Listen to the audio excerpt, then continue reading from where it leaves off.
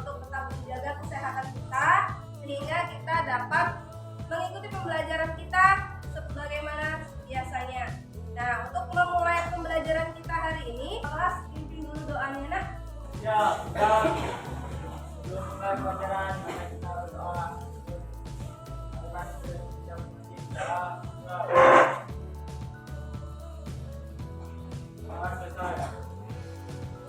Ibu akan mengecek kehadiran kamu dulu. Ada yang tidak datang. Dari makna lagu pemuda-pemudi itu menggambarkan bahwasannya kita harus bersemangat dalam menjalani tugas kita.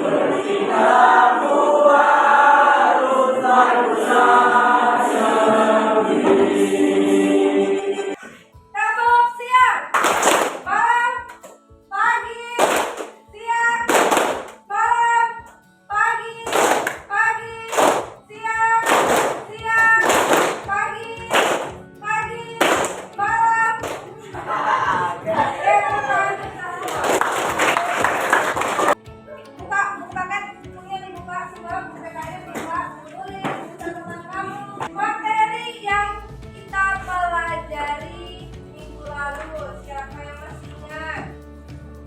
Oke ya, kita minggu yang lewat kita sudah mempelajari materi kita mengenai peran lembaga penegak hukum. Ada lembaga apa saja? KPK. Nah, sekarang coba kamu lihat materi kita berikutnya. Lanjut yang terakhir. Jadi kalau kita tebak-tebak buah manggis, hari ini kita akan mempelajari tentang apa dari gambar yang sudah kita sajikan. Pelanggaran hukum. Ya, kasus pelanggaran hukum atau materi hari ini yaitu dinamika pelanggaran hukum. Menghayati dan mengamalkan ajaran agama yang dianutnya. Nah, potensi dasar yang pertama, jadi menjalankan perilaku yang bertolak beriman dalam praktis perlindungan dan penegakan hukum untuk menjaga keadilan dan kedamaian. Indikator pencapaian kompetensi. Yang pertama, menganalisis macam-macam sanksi atas pelanggaran hukum dan pembelajaran. Pertama, setelah menyanyikan lagu Bangun Pemuda-Pemudi tadi, diharapkan kita masuk di mekanisme pembelajaran kita hari ini. Nah, di mekanisme pembelajaran kita hari ini, kita menggunakan model project based learning. Jadi nanti kita akan membuat project. Ya, yang pertama yaitu problem statement, mendesain perencanaan project yang akan kita rencanakan sama-sama. Project apa yang akan kita buat? Kemudian membuat penjadwalan, lakukan monitoring. Kita lihat penilaiannya. Yang pertama ada penilaian sikap, penilaian pengetahuan, dan penilaian keterampilan. Jadi sebelum kita masuk, Ibu mau membagikan penilaiannya. Jadi sesuai dengan proyek yang akan kita lakukan hari ini, kita akan bagi 4 kelompok berdasarkan dengan lingkungan. Dari kelompok yang sebelah kiri saya dulu, ini kelompok lingkungan keluarga, depan saya sekolah, kemudian masyarakat, berbangsa dan bernegara. Sekarang Ibu akan membagikan bahan ajar. Ya, silakan.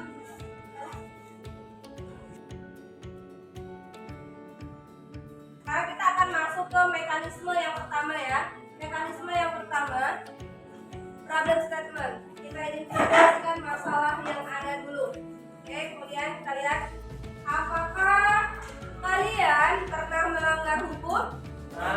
Pernah?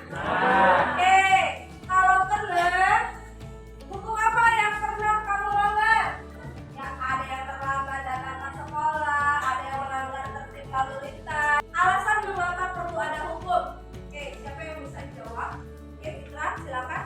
Untuk mengatur ataupun menertibkan masyarakat dalam suatu negara agar tidak terjadinya pelanggaran hukum. Ini kalian diminta untuk menganalisis, kita identifikasikan masalah apa saja ya yang bertentangan dengan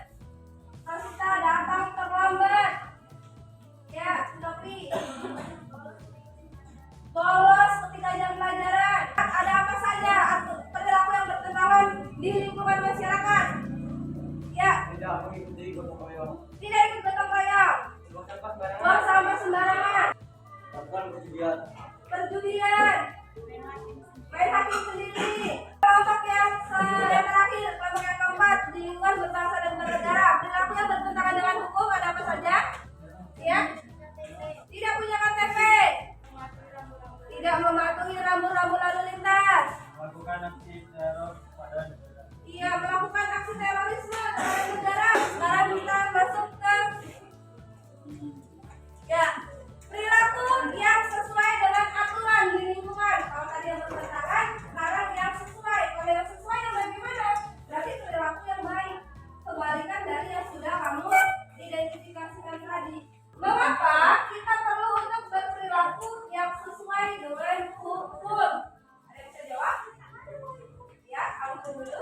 Karena segala aspek kehidupan diatur oleh undang-undang. Hal ini bertujuan supaya masyarakat tertib dan damai. Karena itu kita harus berperilaku sesuai dengan hukum ini kan dibuat untuk menciptakan suatu ketertiban, keadilan, kedamaian.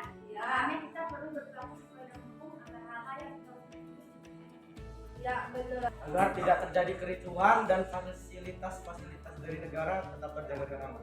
Iya, tepat. Berarti tepuk tangan untuk Anggun, Vika, dan Syariah. Nah, jadi pertanyaan terakhir, bagaimana pendapat kalian tentang dinamika pelanggaran hukum yang terjadi di Indonesia saat ini? Ada yang bisa jawab? dinamika pelanggaran hukum yang terjadi ini masih dilakukan karena masih banyak orang-orang yang kurang menaati hukum atau melanggar hukum. Padahal sudah ada sanksi. Berarti tepuk tangan untuk Vika. Jawabannya.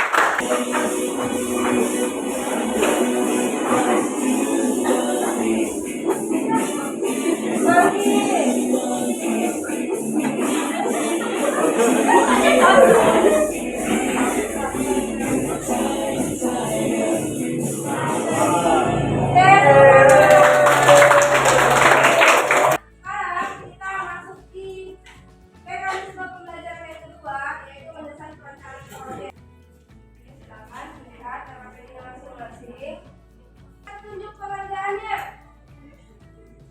Dan setelah kita mempelajari tentang dinamika pelanggaran hukum di Indonesia, maka kalian diminta untuk membuat proyek PPKN. Nah, sekarang silakan diskusikan bersama kelompoknya masing-masing mengenai kasus apa yang akan kalian demonstrasikan. Kemudian kita buat jadwalnya.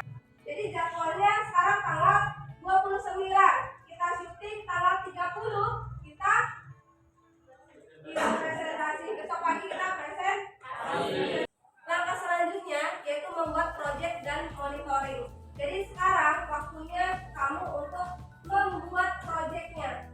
Ya, mulai dari membuat drama singkatnya. Videonya 2 sampai 5 menit. Silakan kamu searching, lihat di internet contoh-contoh video atau contoh-contoh drama yang berkaitan dengan masalah KDRT, bullying, curang, dan pelanggaran lalu lintas. Waktunya 15 menit mulai dari sekarang. Sambil kamu berdiskusi, itu juga bakalan sambil melakukan penilaian. Bisa. Dan ini tentang hasil pencurian sepeda motor. Nah, yang jadi sutradaranya siapa?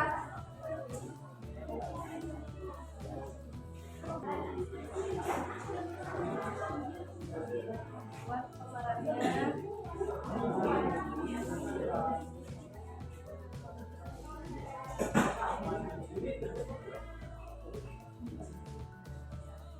Sudah? Ya, tuliskan dulu peran-perannya. Kira-kira kasus bulinya membuat seperti apa konsepnya, alurnya.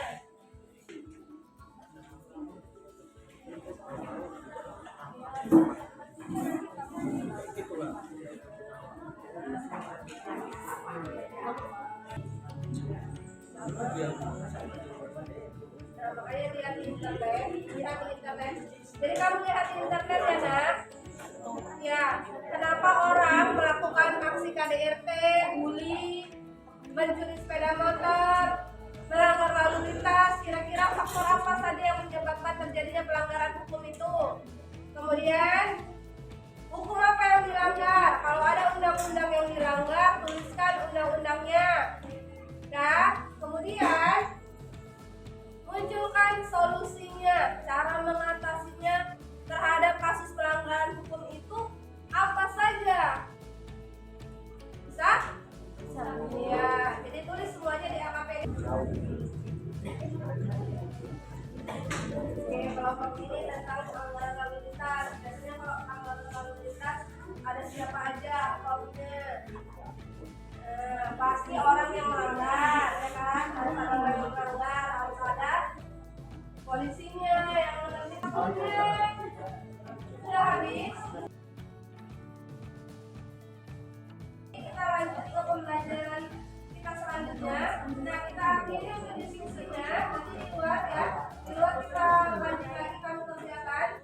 Nah, itu untuk sebagai penugasan, ya, penugasan. Nanti jangan lupa kita selesai pembelajaran hari ini, kita akan melakukan project. Kita akan merekam video, jadi jangan ada yang kabur, ya. Mau makan siang masing-masing kan? Oke, kalau belum, sekarang untuk sebar penilaian dirinya. Selanjutnya, ibu minta 2 orang untuk memberikan kesimpulan terhadap pembelajaran kita hari ini. Pelanggaran hukum adalah berupa perbuatan yang tidak sesuai atau melanggar larangan-larangan yang dibuat oleh aturan hukum. Kedua, penegakan dan perlindungan hukum perlu dilakukan secara terus-menerus dan bertahap oleh seluruh pihak.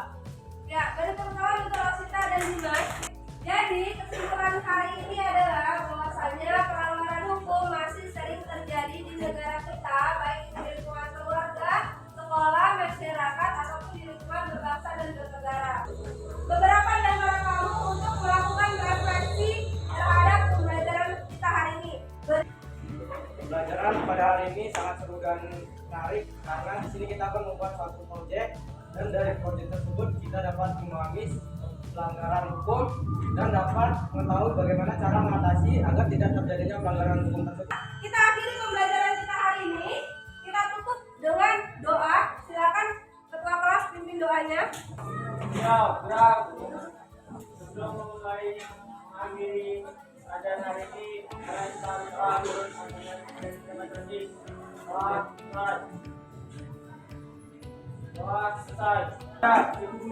Salam.